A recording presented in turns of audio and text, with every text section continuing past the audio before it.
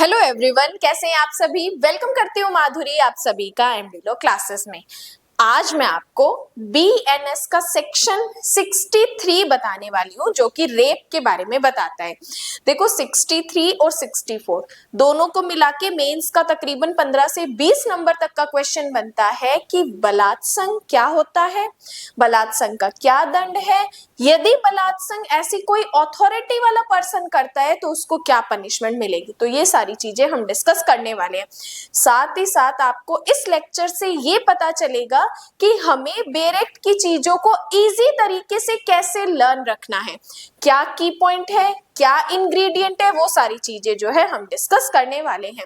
यहाँ पे मैं बेरेक्ट को एक बार साइड रख रही हूँ, आपको सारी चीजें शॉर्ट में बताने की कोशिश कर रही हूँ कि बलात्संग का जो अपराध है ऐसा कौन सा कार्य है जिसमें हम रेप का ऑफेंस कमिट होता है। देखो बात करते हैं बीएनएस के सेक्शन 63 में। 63 में हमें बताया जाता है कि बलात्संग में कौन कौन सा कार्य शामिल होता है। इसी के साथ आईपीसी जब हम पढ़ते थे तो आईपीसी 375 में हम रेप के बारे में पढ़ते थे। देखो रेप, बलात्संग, बीएनएस कहता है कि जो ये बलात्संग का कार्य किया जा रहा है वो एक मेल पर्सन के द्वारा किया जा रहा है। एक पुरुष व्यक्ति जो है वो बलात्संग का अपराध गठित कर रहा है। किसके अगेंस्ट कर रहा है? एक फीमेल, महिला के अगेंस्ट कर रहा है। देखो यहाँ पे पोक्सो में भी हम ये चीजें पढ़ते हैं, लेकिन पोक्सो किन पर एप्लीकेबल होता है? बालक पर होता है, जो 18 साल से कम का है। अगर उनके साथ ऐसा कोई सेक्सुअली एक्ट किया जाता है तो पोक्सो में, अगर 18 साल से ऊपर की कोई भी महिला है तो क्या होता है? बीएनएस एप्लीकेबल होता है। देखो एक मेल पर्सन फीमेल की क्या कर रहा है, ध्यान से सुनना, क्या कर रहे हैं कि फीमेल की वजाइना या माउथ या यूरेथ्रा या एनस, 4 वर्ड यहाँ पर यूज किए गए हैं। वजाइना मीन्स महिला की योनि, मुंह, मूत्र मार्ग, या फिर यहाँ पे बताया है एनस मतलब गुदा, कि अगर कोई मेल पर्सन किसी फीमेल की इन प्राइवेट पार्ट में क्या कर रहा है, ध्यान से सुनना, कि या तो ऐसा खुद का पीनस एंटर कर रहे हैं या फिर कोई वस्तु या शरीर का कोई ऐसा भाग, या फिर हस्त साधन हैंड यूज कर रहा है या फिर मुंह लगा रहा है। क्या कहा मैंने? ध्यान से सुनना। अब देखो जैसे मैं आपको बता रही हूँ ना, इसी तरीके से आप अपने नोट्स में भी इन चीजों को लिख सकते हो सेक्शन 63 के बारे में, कि अगर कोई एक मेल पर्सन किसी फीमेल की वजाइना, माउथ, यूरेथ्रा या एनस में अपना पीनस एंटर कर रहा है या किसी से करवा रहा है तो वो क्या माना जाएगा? रेप माना जाएगा। या फिर ऐसी कोई वस्तु या शरीर का कोई भाग वजाइना, यूरेथ्रा या एनस में एंटर कर रहा है, तब भी वो क्या कार्य समझा जाएगा? रेप समझा जाएगा, चाहे वो खुद कर रहा है या किसी और से करवा रहा है। या फिर महिला की वजाइना, यूरेथ्रा या एनस में क्या कर रहा है? हस्त साधन कर रहा है, हैंड का यूज कर रहा है, टच कर रहा है, तब भी वो क्या माना जाएगा? रेप माना जाएगा। या महिला की गुदा में क्या कर रहा है? मुंह लगा रहा है, यूरेथ्रा में, वजाइना में अपना मुंह लगा रहा है, तब भी वो क्या माना जाएगा? रेप माना जाएगा। तो इनमें से कोई भी कार्य अगर कोई मेल पर्सन इस तरीके का एक्ट कर रहा है तो बलात्संग की कोटि में आता है।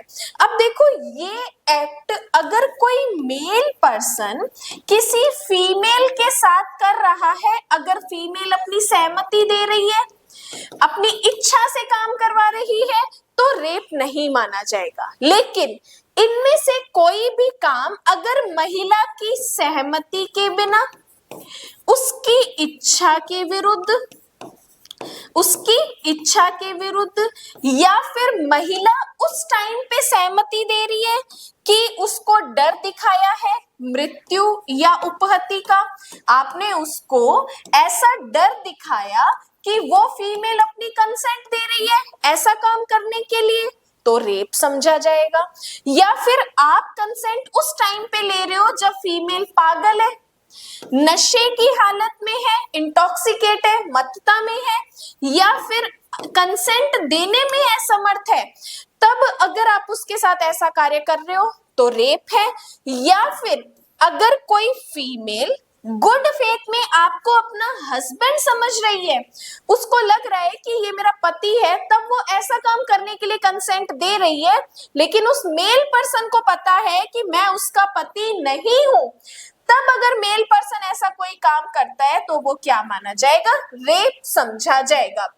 तो अब यहाँ पे ध्यान रखना कि अगर कोई मेल पर्सन फीमेल की वजाइना, माउथ, यूरेथ्रा, एनस में अपना पीनस एंटर करता है, कोई वस्तु एंटर करता है, शरीर का भाग एंटर करता है, हस्त साधन करता है, मुंह लगाता है उस फीमेल की इच्छा के विरुद्ध, सहमति के अगेंस्ट, या फिर नशे की हालत में सहमति मिल रही है, पागलपन में सहमति मिल रही है, डर में सहमति मिल रही है, भ्रम में सहमति मिल रही है, तब वो सहमति वैलिड सहमति नहीं है। अगर इस तरीके से कोई सहमति अगर आपको मिल भी रही है और आप ऐसा कोई काम कर रहे हो तो वो रेप की कैटेगरी में आता है। अब देखो यहाँ पे एक और चीज हमें बताई है कि अगर कोई मेडिकल प्रोसीजर में ऐसा कोई काम किया जा रहा है, ध्यान से सुनना, अपवाद कहता है कि अगर आपने ऐसा कोई काम मेडिकल प्रोसीजर में किया जा रहा है तो भाई वो कार्य रेप नहीं है। क्योंकि कई बार क्या होता है कि फीमेल को ऐसे किसी प्राइवेट जगह पर कोई ऐसी बीमारी हो जाती है या कोई प्रॉब्लम हो जाती है जिससे डॉक्टर उसके प्राइवेट पार्ट पे कोई ऐसा टच करता है या फिर ऐसा कोई मेडिकल प्रोसीजर करता है तो वो रेप नहीं समझा जाएगा। अब यहाँ पे अपवाद हमारे लिए तब इम्पोर्टेंट होते हैं जब हमारे सामने कोई प्रॉब्लम बेस्ड क्वेश्चन आता है। प्रॉब्लम बेस्ड क्वेश्चन में आपको ध्यान रखना है कहीं कोई मेडिकल प्रोसीजर की बात तो नहीं की गई है। अगर मेडिकल प्रोसीजर है, डॉक्टर ऐसा कोई काम कर रहा है तो वो रेप की कैटेगरी में नहीं आएगा। सेकंड अपवाद कहता है कि अगर हस्बैंड के द्वारा अपनी वाइफ के साथ ऐसा कोई सेक्सुअली इंटरकोर्स किया जाता है तो रेप नहीं है। लेकिन अगर वो वाइफ 18 साल से कम की है और अगर आप उसकी इच्छा के विरुद्ध इनमें से कोई काम करते हो तो वो रेप समझा जाएगा। तो यहाँ पे दो बातें, पहले इस अपवाद को आप इस तरीके से नोट्स में लिख लेना कि हस्बैंड के द्वारा वाइफ के साथ सेक्सुअली इंटरकोर्स करना रेप नहीं है, लेकिन अगर वाइफ 18 साल से कम की है और उसकी इच्छा के विरुद्ध हस्बैंड ऐसा काम करता है तो यहाँ पे वाइफ क्या कर सकती है? हस्बैंड के अगेंस्ट रेप का केस कर सकती है। वेरी वेरी वेरी इंपॉर्टेंट है ये अपवाद। अब देखो इसके बाद बात करते हैं सेक्शन नंबर 64। सेक्शन 64 हमें बताता है रेप की पनिशमेंट। रेप की पनिशमेंट, अब देखो जो भी सेक्शन 63 में रेप करेगा उसको मिनिमम 10 साल की पनिशमेंट तो मिलेगी मिलेगी, मैक्सिमम उसको लाइफ इम्प्रिजनमेंट तक, आजीवन कारावास। आजीवन कारावास का मतलब होता है टिल डेथ, जब तक मृत्यु नहीं हो जाती तब तक आपको जेल में ही रहना पड़ेगा, प्लस साथ ही साथ आपको जुर्माना भी भुगतना पड़ेगा, साथ ही साथ आपके ऊपर जुर्माना भी लगाया जाएगा। ये तो कहता है कि जब सेक्शन 63 में आप कोई रेप कर रहे हो तो 64 के सबसेक्शन 1 में आपको ये पनिशमेंट मिलेगी। लेकिन बात करते हैं 64 के सबसेक्शन 2। 64 का सबसेक्शन 2 कहता है कि जो हमने 63 में 4 क्लोजेस दे रखे हैं कि ऐसा कोई कार्य करना जिसमें फीमेल के प्राइवेट एक्ट में कोई पीनस, वस्तु, शरीर का भाग, मुंह लगाते हो, हस्त साधन करते हो तो रेप है। अगर ऐसा कोई काम कोई पब्लिक सर्वेंट करता है तो, अगर ऐसा कोई काम पुलिस ऑफिसर करता है, डॉक्टर करता है, रिलेटिव करते हैं, या फिर ऐसा कोई धार्मिक पथिक हिंसा का कोई कर्मचारी करता है, रिलेटिव करते हैं, नातेदार करते हैं, या आर्मी का कोई ऐसा मेंबर करता है, या ऐसे कोई अथॉरिटी में रहने वाला व्यक्ति करता है, अगर कोई फीमेल के साथ सेक्शन 63 का एक्ट इन पर्सन के द्वारा किया जाता है तो उनको पनिशमेंट कितनी मिलेगी?